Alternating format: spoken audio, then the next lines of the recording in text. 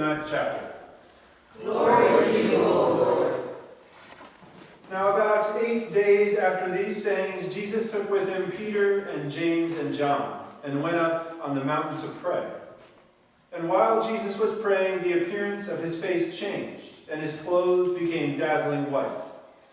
Suddenly they saw two men, Moses and Elijah, talking to him.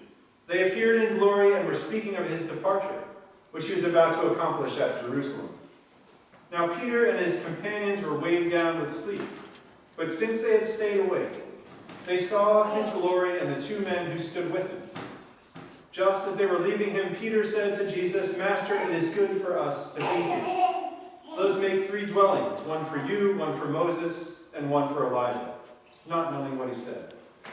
While he was saying this, a cloud came and overshadowed them, and they were terrified as they entered the cloud.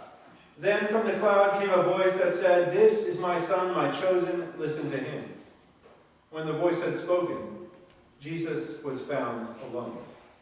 And they kept silent, and in those days told no one of any of the things they had seen.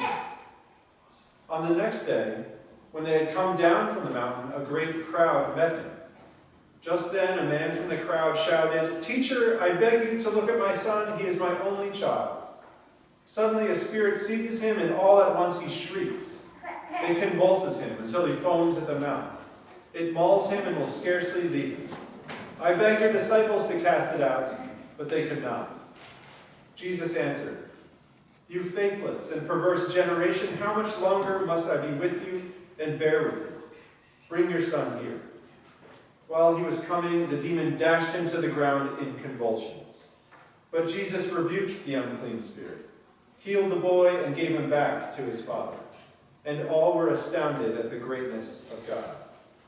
This is the gospel of the Lord. Praise to you, O Christ.